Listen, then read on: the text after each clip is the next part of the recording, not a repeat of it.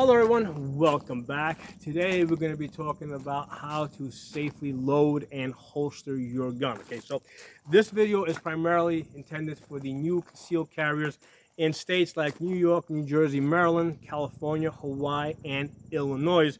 And that's going to benefit people in all other states as well. But the people in those states, when they go to a gun range, most of the other people there haven't been carrying a gun.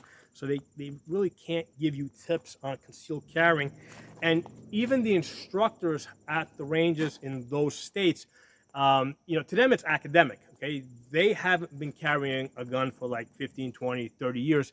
So there's certain questions that have to be considered, like, for example, how do you use the bathroom if you're carrying a gun, right? They may not have the answer to that. That's one of the things that we're going to address in this video here today, okay? So the first thing to understand when it comes to carrying a gun is that the holster is the safety mechanism, okay? Now, it has to be a hard plastic holster like this that's form-fitted to the gun, right? It has to be made specifically for the gun. And when the gun is in the holster, right, it protects the trigger, right? So it retains the gun, so I can hold this upside down, shake it, it's not going to fall out, right? That protects the trigger.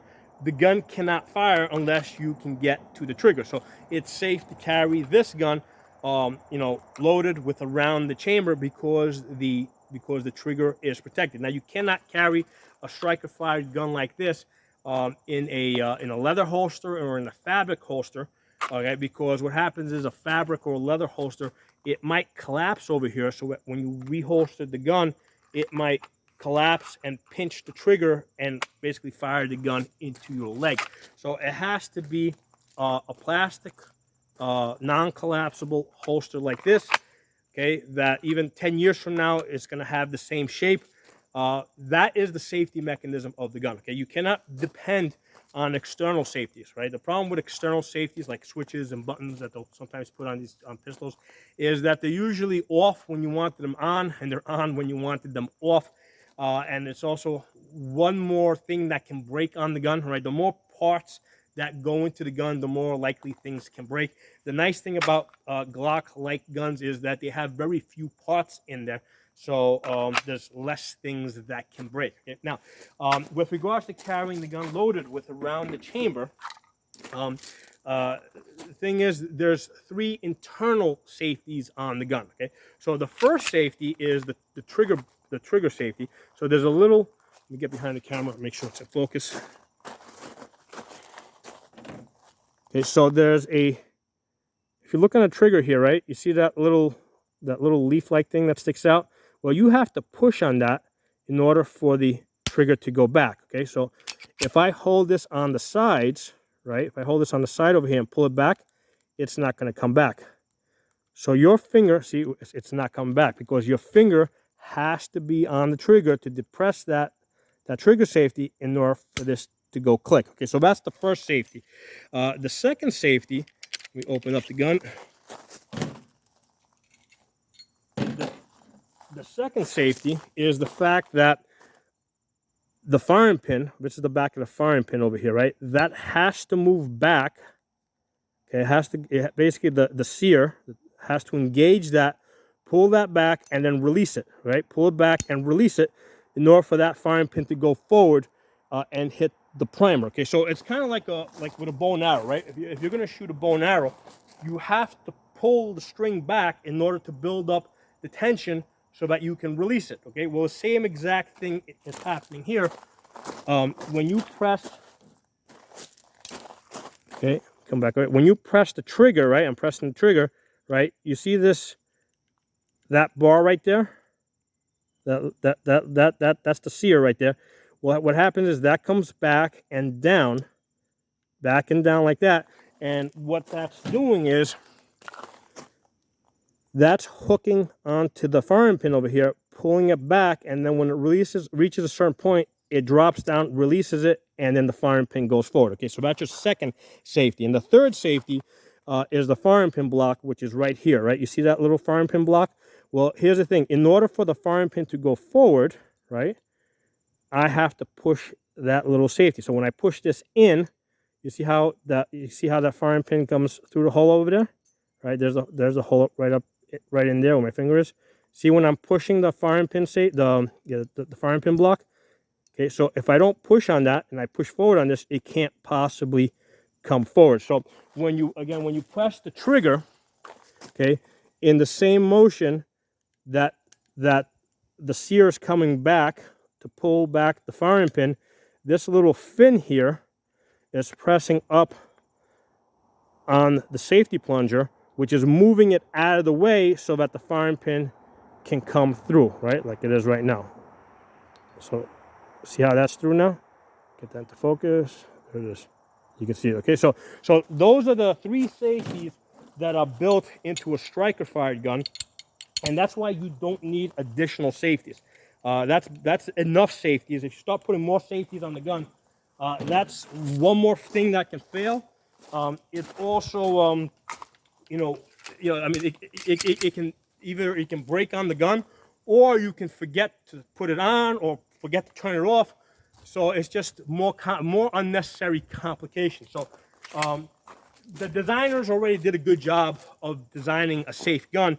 The only thing you gotta do is make sure that you have a holster that's designed to carry that gun, retain it, right, and protect the trigger guard. Okay, that's the only thing that you have to concern yourself with. Okay, so and I wanted you guys to have all that information so that you can feel comfortable about carrying the gun loaded with around the chamber. Okay, so now we're going to talk about how to safely load the gun and holster it. So first thing I'm going to do is I'm going to take the empty holster and I'm going to put this on my belt. Okay, and you have to have a good belt that can hold the holster and not twist it. Now this one over here is for outside the waistband carry, right? All right, so that goes on the outside. And then over here, I have one for inside the waistband carry. Okay, I'm going to put this on too so that I can demonstrate to you guys. And the nice thing about these 2 holsters is when I carry outside the waistband, I usually carry in the 3 o'clock position. When I carry inside the waistband, I carry in the 5 o'clock position. So these 2 don't even interfere with each other. I can actually carry 2 guns. Okay, so when the holster is when the holster's on your body, I'm going to start with the outside of the waistband. Okay, I'm going to open up the gun, check it. I mean, I know it's not loaded, but still, what I'm doing is every time I pick up the gun and every time I put it down, I'm reinforcing that safety habit of checking the gun. Okay, other than like when I'm carrying the gun and I know it's loaded, that's a whole other story. Okay, so I'm gonna open the gun, check it. I know it's not loaded. I'm gonna take the magazine. I'm gonna keep the gun pointed in a safe direction. Now, here, a safe direction for the next few minutes is gonna be in that direction over there, right? So if that's a safe direction, I want to keep the gun pointed that way. So what that means is instead of standing like this, right? But if I'm standing like this, I'm going to naturally want to point the gun that way. So if I want the gun pointed this way, I want to blade my body like this so that the gun points that way. So actually, let me demonstrate. So if I stand like this, see how the gun points at you over there? But if I stand like this, the gun wants to point that way. So I want to figure out where I want to keep the gun pointed and how I want to stand. So if I want to keep the gun pointed that way, I'm going to blade my body like this, and I'm going to lock the gun open, okay? So the way you lock the gun open is you push up on the slide catch, lock the gun open like that, okay? So when the gun is locked open, we want to lock the gun open in order to load it. The reason for that is because if you take a magazine that has bullets in it and you put it in there, what's happening is when you shove this in there, this top round is trying to get compressed in, right? This has to compress in order for this to go in there. So that takes a lot more effort, right? So if you lock the gun open, right, this now goes in really easy, right? Right? It'll go in, it'll click. There's less of a chance that the magazine is just going to be sitting there like that, and then it's just going to drop out at some point, right? So that's why we lock and load. When people say the term lock and load, this is what they mean: lock the gun open and load it. Okay, so once the magazine's in there, right, you want to keep the gun. And when you're doing this in your house, you gotta basically designate a safe area. So, figure out where the houses around you are, where people in your house are. Figure all that stuff out. Figure what the safe direction is, where you can keep the gun pointed in, right? Lock the gun open, put the magazine in, and then what I'm gonna do is I'm gonna grab the slide and I'm gonna pull this back and just slingshot it. And if you notice, I'm keeping my hands close to my body. What you don't want to do is pull the slide back and then let your hand move out in front of your gun barrel, right? So everything basically stays from here back, right? From here back, right? Your hand never goes in front of the gun, right? So now that I have a round in the chamber, and if I want to check this, I can pinch this back, right? See, and if you pinch it back, you can see how you get around the chamber there. So now I got around the chamber. What I'm going to do is I'm going to take out the magazine, and I'm going to reholster. I'm going to holster the gun, right? All right. And now what I'm going to do is I can take another round, because I just stripped off one round. I can replace that top round. Same deal. Pull out the gun, put the money, and hit it hard. Give it a little tug and make sure it's it's in there, right? That's not sitting there loose. And then reholster. Now, when we reholster, this hand is on your body. You gotta know where this hand is. And usually, what I'll do is I'll pull up my shirt so it doesn't get caught up in the trigger guard, and I'll reholster the gun. Now, the other thing I'm also aware of, I want to be aware of where my other hand is, so I don't fire into my hand. I also want to be aware of where my feet are. So usually, when I reholster, right, what I'll do is I'll kick my hip out, right, so that as the gun goes into the holster, it's pointed away from the body. So see how I'm like this, right? When I go out, I'll stick this out a little bit. You see how my shirt's getting caught up in there? Get your shirt out of the way. Look at it. Point it away from your body. Don't get caught up with, like a lot of people say, sometimes you should get really good at reholstering without looking at the gun, or looking at the holster. Listen, you guys are just starting out with this. Look at the holster, right? It's more important that you don't shoot yourself in the foot than that you prove to everybody that you are like the most tactical person in the world, okay? So when you reholster, make sure your shirt's out of the way, stick your hip out, reholster the gun, okay? I'm gonna do the same thing with this Glock 43, okay? That was a Glock 19, this is a Glock 43. Lock the gun open, all right? Take the magazine, put the magazine in there, make sure you get that click. If you need to, check it, tug on it, all right? Don't be shy about tugging on it. When you put it in there, put it in, hear that click, tug on it, give it a little tug. Make sure the gun points downrange. Again, slingshot it, okay? Keep everything nice and tight to your body. The skills that we're developing now are going to scale. So later on, when we're doing more advanced stuff, we're going to use the same methods, right? So keep your hands tight, everything tight to your body, pull it back, slingshot it. Keep your hand back here. Don't let your hands run out in front of the gun, right? All right, same deal. What I'm going to do is I'm going to take out the magazine, okay? Same thing. I'm going to put this in the 5 o'clock position. I'm sticking my ass out to make sure that the gun points away from my body as I'm reholstering. I'm going to top off my magazine, right? Top off my magazine. Then I'm going to take the gun out. Again, go straight to a safe direction. Let's say that now that's a safe direction, right? Because basically, at this location, I can point the gun 360 degrees. So right now, I'm designating that as a safe direction over there. So I'm going to pull the gun out, okay? Point the gun forward, put the magazine in, okay? Give it a tug, make sure it's in, right? And basically, keep control of this hand. Pull up your shirt, get it out of the way, okay? Lift it up, make sure it doesn't get caught up in the trigger guard, and reholster. A lot of times, not a lot of times, but there have been stories, all right, and this happens very rarely, but it does happen, where somebody will say that they're in the store or in their house, and the gun suddenly goes bang while it's in their holster. The reason why that would happen is because when you holstered the gun, your shirt got caught up in the trigger guard, okay? It got caught up in there. So then at some later point, you tugged on your shirt, and then that pulled up on your trigger guard, and the gun went bang, okay? So when you reholster, you gotta make sure that your shirt's not caught up in the trigger guard. The things that you're concerned with, make sure first make sure that the gun's always in safe direction, hands out of the way, shirt's out of the way, your feet are out of the way, okay? So just angle things so that everything is out of the way. So that's how you're going to safely load your gun and holster it. Now, if I need to use the bathroom, right? Or very important, if you use the bathroom, you never want to rest the gun on the surface, right? So let's say I got to drop my pants. I don't want to drop my pants with all this stuff over here. So what I'm going to do is I'll loosen up my belt a little bit, okay? I'm going to take the gun, I'm going to take the holster off my belt and leave it inside the holster, because the holster is the safety mechanism. And the whole thing like this goes in my pocket. Oh, get the strap out. No, normally this gun's not here, so normally I'd be putting it in that pocket, but the whole thing like this goes in my pocket. The gun stays inside the holster, and now I can drop my pants, and I don't have to worry about the gun hitting the floor or being seen when it's on the floor. Okay, I never want to take this and put this on a surface, because I'm going to forget it sooner or later. Same thing if I'm in my house. If I'm in my house, the gun is either on my body or it's in the safe. It's never on a surface like that, because I'm going to forget it sooner or later, and I got small kids in my house. I can't take a chance with that. So guns are either on my body or in the safe. There's no in between, ever, ever, ever, ever. All right. So when I get home at night, same procedure.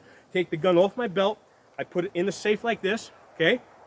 Loaded round the chamber in the holster. Right. This gun's loaded not right now, but that I don't have to worry about this. This gun's not going to go bang, because it's in the holster.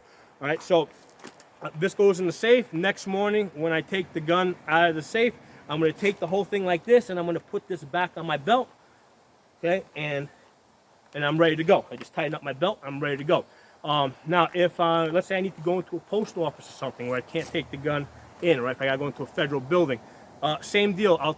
That's the one and only time where the gun is not either, like, not on my body or not in the safe, okay, because then I got to lock it up in my car. But the same deal, right, if I want to go inside to a post office, I'm going to take the gun off my belt, like this, hide this in my car, lock it up, right? Go do my business.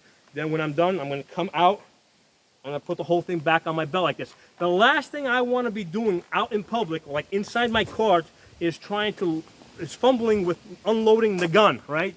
You know, pulling around out of the chamber, and then when I go back there, trying to reload the gun. You normally don't do this inside your car, right? You normally are, you know, that's not where you normally handle your guns. So when you try to load or unload your gun inside your car, like down low so nobody can see you, right? That's when you're going to have an accident, because you're doing something that you normally don't do, okay? So avoid the problem altogether, right? If you need to leave the gun in the car, right? Leave the gun loaded like this, right? It's in the holster, but this gun is perfectly safe. Nothing can possibly happen to this. Take this, lock this up in your car, right? Go do your business. When you come out, this thing like this goes back on your belt, really nice and quick and easy. I'm not running any additional risk. When the gun comes out of the holster, I'm running a risk. That's an unnecessary risk. Pretty much, the only time the gun comes out of the holster is to be used, okay? And that's either at the gun range when I'm practicing, or if you ever are in a real life and death type of struggle where you have to use the gun to defend yourself. That's the only time it comes out of the holster. You don't. There's no other times. You don't pull it out of the holster to show it to somebody any place other than the gun range. Okay, you don't want to do that in a parking lot or something. You're gonna have an accident, because that's not a place where you normally handle guns. Okay, so you wanna this for everybody. You want to establish, or you're going to rather establish, certain areas that you are comfortable handling guns, and you're gonna do things in certain orders and do it routinely and get really used to it. Okay, so if you try and handle the gun at other times in different orders, you're going to make a mistake. So there's no reason to run that mistake. Stick to the things that you normally do, right? And again, the easiest thing, whether you're going home or if you're going into a federal building or something, leave the gun in the holster. This is a lot easier to do than it is to actually unload the gun. Take the magazine out, take a round out of the chamber, and then later on, put the magazine in, put another round in the chamber, top the magazine off. Don't do any of that. You're going to make a mistake. Sooner or later, you may not make a mistake the first 1,000,000 times. You're going to make a mistake 1,000,001 time. Okay.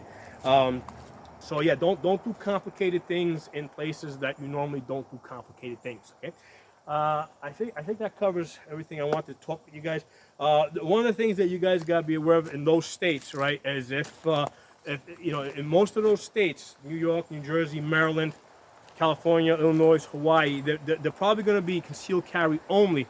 If the gun becomes exposed, you might attract unwanted attention You might have some Democrat there that's going to say that you threatened them simply by the fact that the gun became exposed. And they might call the cops on you, and that can put you in a really uncomfortable situation. If you feel, first thing, if you feel that they're going to make a big deal out of this, stop talking. Okay, let them write you a summons, let them do the court appearance thing. You got to have a prepaid lawyer to deal with that kind of stuff. Okay, because if you're in those states, New York, New Jersey, Maryland, California, Hawaii, Illinois, you're basically a political enemy of the ruling class. Okay, and if you make a mistake, they're not going to be like, oh, he just made a little mistake, he's a good guy, let him go. No, no, no. They're going to be like, this guy's a political enemy, he's on the other side. Let's see how much damage we can do to this person. So if you get caught up in a situation like that, don't start yapping, because you're just going to get yourself into more trouble. What you got to have is, you got to have a prepaid lawyer. As soon as you sense that you're in some trouble, okay, get on the phone with the prepaid lawyer. Let them do the talking. The one that I use is U.S. Lawshield. The reason why I use them is because they're only like, it's $40 up front, and then something like $11 a month. Okay, and then you get a promo code over here, which you get some discount. Right? There's the website, U.S. Lawshield. The promo code is Pocono Shooting.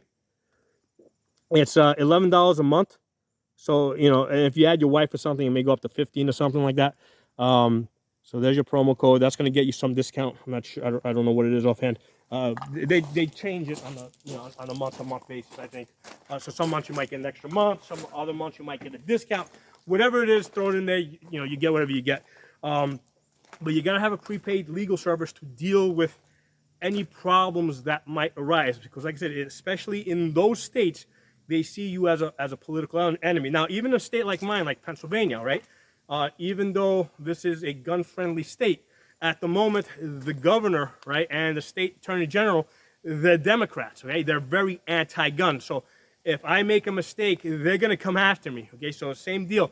You know, I have this prepaid legal service for that same reason, because I recognize that the ruling class sees me as a political enemy. So I hope you guys found this video useful. Drop some comments below. Let me know what you guys think. And share your experiences, right? If you know, as you're going through the process of getting a permit in your state, drop some comments below. Let us know how let me know how that process is going. If you're having any difficulties, you know, post the information, and I'll talk to you all soon.